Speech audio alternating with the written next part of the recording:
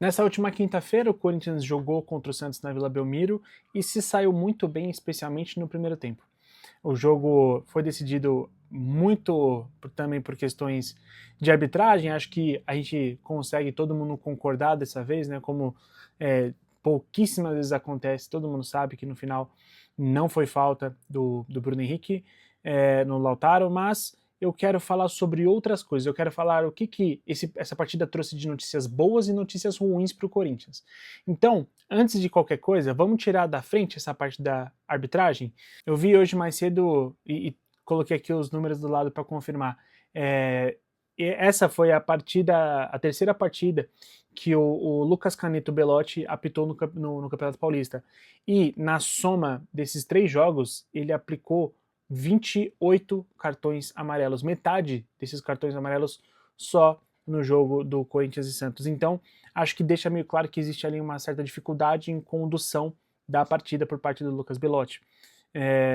Então, não só a parte de controle da partida por conta dos cartões amarelos, existiu também bastante incerteza dele para aplicar algumas faltas, para deixar de aplicar outras, e o fato que, né, determinou a partida, determinou o resultado da partida, é o lance final do jogo, que é um ataque do Santos em que a bola sobra pro Lautaro e o Gustavo Henrique tira aquela bola limpa, a bola completamente limpa, tanto que ele sofre o pisão, a falta seria do atacante santista, e na sequência do lance que o juiz não dá, e nenhum jogador do Santos reclama, o Gabigol chuta, um belo chute, a bola passa bastante perto do gol, um baita chute perigoso, e a bola sai, ou seja, tinha sido configurada a vantagem por parte do time do Santos.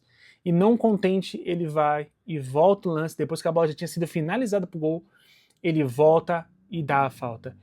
Acho que o Hugo falha no lance, tá? O Hugo falha no lance do gol do Gabigol, mas tudo bem, é um jogador que a gente sabe que tem muito crédito. Assim, se tem alguém que tem crédito no Corinthians, nesse time do Corinthians, é o Hugo Souza, mas realmente foi uma falha, foi uma pancada bastante forte do Gabigol. O Gabigol foi muito feliz na escolha da cobrança da falta, em como ele bateu, e a gente acaba tomando um empate no finalzinho, e que deixa a sensação de que a gente foi sim engarfado, de que a gente foi sim roubado por parte da arbitragem.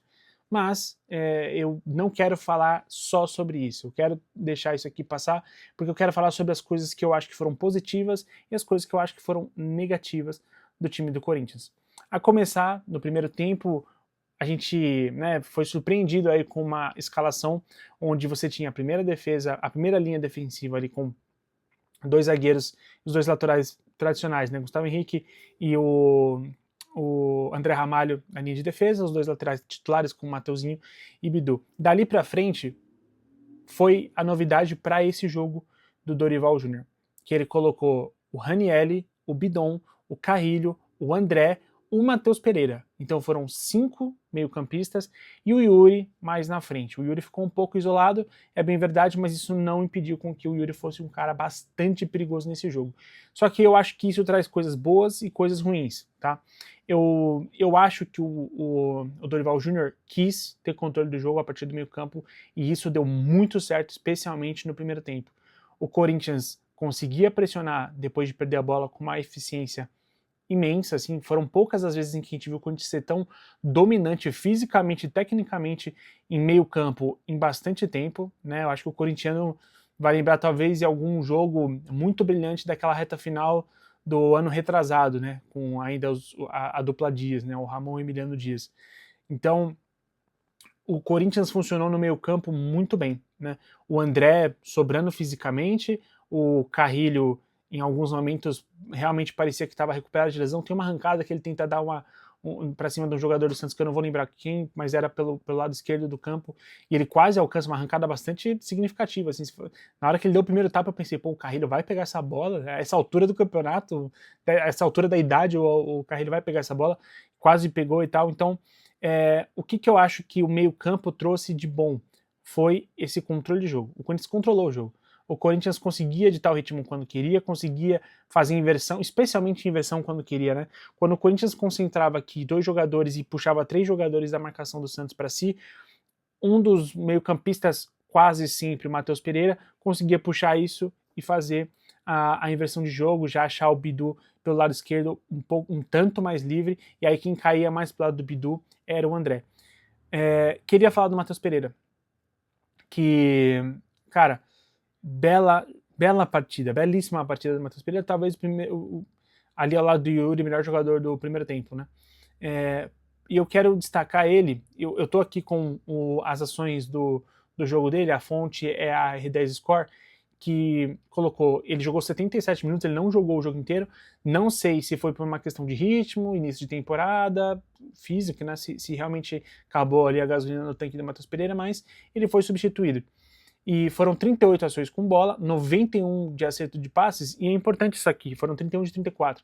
Por que esse número é tão relevante? Porque esse número não seria relevante para outros meio-campistas do Corinthians, tanto os que estão aqui quanto os que já passaram. Por quê? Porque o Corinthians lateraliza, recua muito o jogo a partir do meio campo. Porque o Corinthians usa muito os laterais, especialmente, para progressão. Então, esse aqui é um número importante porque o Matheus Pereira não é esse cara. O Matheus Pereira é um cara que ele, sim, eventualmente vai ter que recuar a bola, mas não é o cara que busca essa como a primeira opção.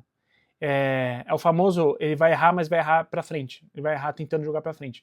Então, acho que a partida do Matheus Pereira, ela é para deixar o corintiano com bastante otimismo a respeito de ter opções na saída de bola e não só saídas com o lateral, não só saídas de lateral para lateral, que muitas vezes também acontece, né?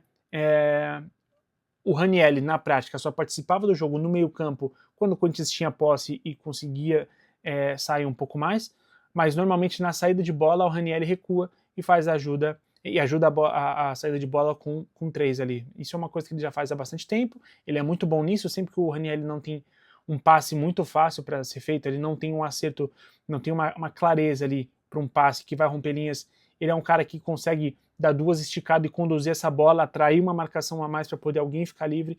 Então o Ranieri, eu acho ele bastante importante para esse time do Corinthians. Mas voltando a falar do Matheus Pereira, foram então 100% de acerto nos passes longos, que foram 6 de 6. Se você parar para pensar, 6 passes longos para o meio-campista no jogo de 77 minutos não é pouca coisa, né? Especialmente porque o nosso jogo se baseou nessa profundidade. Então, tem uma bola que ele abre, cara, que ele puxa, o zagueiro, o marcador tá para trombar nele, ele com a esquerda ele consegue meter um arco na bola e o Bidu pegar ainda na velocidade, assim, cara, pô, eu acho que não sei se foi uma noite brilhante dele ou se vai ser uma temporada em que a gente consegue esperar o mesmo nível de atuação do Matheus Pereira, mas a impressão que fica, a notícia que fica é muito boa. Além disso, teve uma chance criada, um desarme, 3 bolas recuperadas. Bola recuperada e desarme são coisas diferentes, tá, pessoal? Então, as bolas recuperadas podem ter sido antecipação, pode ter sido bola aérea, enfim, depende, né? Mas o jogo dele foi muito bom, tá? Tanto o jogo dele quanto o jogo do André. Né? O André, eu não quero resumir o André fisicamente, porque existe um aspecto ruim, né, sobre você pegar um jogador preto, grande e forte e resumir ele a um jogador fisicamente, né, potente. Mas não, ele é um cara técnico, ele é um cara inteligente, então todas as chegadas que ele tem na área são com muita inteligência, sempre achando um espaço em que normalmente é uma função meio que de segundo atacante, ele tem esse faro, né, digamos assim, ele tem esse rastreio e ele sofre uma falta que muitos acharam que era para cartão vermelho. A primeiro momento eu também achei, a primeira vez eu também achei que nesse ponto a arbitragem não errou, porque mesmo que ele passasse ali do marcador, eu acho que o Zé Ivaldo estava na sobra, poderia chegar a tempo. Mas você vê como o André também em vários momentos oferece perigo ao time adversário e ele nos dá opções. Ele foi o cara que, para mim, junto do Yuri, mais pisou à frente, né? Porque o Yuri ficou um tanto isolado e eu quero falar um pouco mais sobre... Por mais que tenha sido uma boa partida, eu me sinto obrigado a falar um pouco sobre um ponto negativo que eu entendi da partida contra o Santos. Quando o André participa especialmente da pressão pós-perda, ele é muito bom, cara. Ele tem uma presença, ele tem uma... às vezes eu acho que ele comete faltas bobas, pode ser característica, pode ser algo a ser desenvolvido, ainda é um jovem, mas a pressão pós-perda dele é intensa, ele recupera boas bolas, e para um sistema em que o Dorival montou de domínio de meio de campo, tanto domínio com posse de bola, quanto o domínio para recuperar a posse da bola, funcionou super bem. Gostei bastante. Quem deixou a desejar para mim nessa partida, e completamente normal, tá? O jogo se colocou de uma forma que talvez ele não tenha sido muito acionado, foi o Breno Bidon. O Breno Bidon que tá na crista da onda, né? O Breno Bidon que tá numa fase aí excepcional. Eu acho que o Breno Bidon não teve uma grande partida, porque recebeu, é bem verdade, não recebeu bolas em condições de de dar aquele toque mágico que normalmente a gente vê do Breno Bidon. Às vezes em que ele recebeu, ele perdeu fisicamente, é normal, o Breno Bidon não é um jogador privilegiado fisicamente, né? Mas, embora um jogador inteligente para sair da falta, inteligente para poder girar, inteligente para poder fazer um primeiro domínio orientado, né? Que vai aliviar um pouco ali a pressão do marcador. Então, mas achei que no sistema que foi proporcionado hoje, o Bidon não foi o cara do toque diferenciado. Quem acabou cumprindo essa função foi o Matheus Pereira. Mas eu não acho que isso é regra. Eu não acho que quando um jogar, o outro vai acabar sendo prejudicado. Eu acho que o Matheus Pereira pode e deve ajudar muito o jogo do Breno Bidon. Mal comparando, tá? Mal comparando, é importante dizer, mas eu acho que é bem como funcionaria hoje um De Jong e um Pedri, né? Gente, né, mal comparando, é importante dizer. Só que o jogo do De Jong ajuda muito o jogo do Pedri. O Breno Bidon tá longe de ser um Pedri, né? A gente vai avaliar talvez o futuro do Pedri, do Breno Bidon daqui 5, 6 anos. Vamos ver, ele é novo também. Mas ele precisa participar mais do jogo. Viralizou um trecho do Beckler falando com ele, que o Beckler fala que para o Breno Bidon jogar melhor, ele precisa tocar mais na bola. E eu concordo quando ele diz que o Corinthians precisa que o Breno Bidon toque mais na bola. Bem como o Pedri funciona nesse caso. Não acho que o Breno Bidon é o cara que vai ditar ritmo e cadência do jogo, tal qual faz o Pedri, mas a percepção de o quão técnico o Breno Bidon é, todos nós temos. Então por que o jogo não passa tanto por esse cara? É por uma questão física? Eu não acho que seja, tá? Não acho que seja, mas é uma coisa a se pensar. O Matheus Pereira pode ajudar o Breno Bidon a ser um cara mais constante, com mais condições de lances geniais como os que a gente viu recentemente, tá bom? Então, não acho que um exclui o jogo do outro, acho que eles podem se complementar e acho que pode jogar junto. Matheus Pereira, Breno Bidon, André Carrillo, eles podem jogar juntos, sim. O problema de você colocar tantas pessoas no meio de campo é que você acaba deixando o Yuri Alberto completamente isolado. Não foi um grande problema para o Yuri Alberto porque ele estava numa noite encapetada. A verdade é essa. É que o Yuri Alberto em muitos momentos conseguiu disputar com 2, 3, ganhar no físico, ganhar na corrida, fazer o drible, e a gente sabe que o Yuri Alberto não é um driblador, mas ele é um ótimo condutor em velocidade. O Yuri Alberto, quando conduz a bola em velocidade, ele é bastante perigoso, assim, né? E um aspecto específico do Yuri Alberto que a gente precisa exaltar: a finalização com o pé esquerdo. Antes de falar da finalização com o pé esquerdo, a jogada do pênalti é doideira, né? É a coisa mais Yuri Alberto de todas. Fazer uma jogadaça daquela, sofrer o pênalti e acabar perdendo o pênalti. Eu sinto que o Yuri Alberto talvez precise deixar de ser o batedor oficial do Corinthians. São 4 pênaltis perdidos nos últimos 5 que ele bate pelo Corinthians. Então, pênalti não é quem bate tem que ser o 9, não é quem bate tem que ser o capitão, não é quem bate tem que ser o principal jogador do time. Quem bate pênalti é o que mais faz gol de pênalti. É o que tem melhor aproveitamento. Na minha cabeça, assim, para mim não tem motivo não ser esse. Se você sofre um pênalti, o que você busca é o gol, quem tem que bater é quem bate melhor. Assim, por isso que eu nunca reclamei que Fábio Santos batesse pênalti, por exemplo, porque o Fábio Santos sempre foi um exímio batedor de pênalti. Nunca reclamei que fosse o Jadson a bater pênalti, sempre foi um ótimo batedor de pênalti.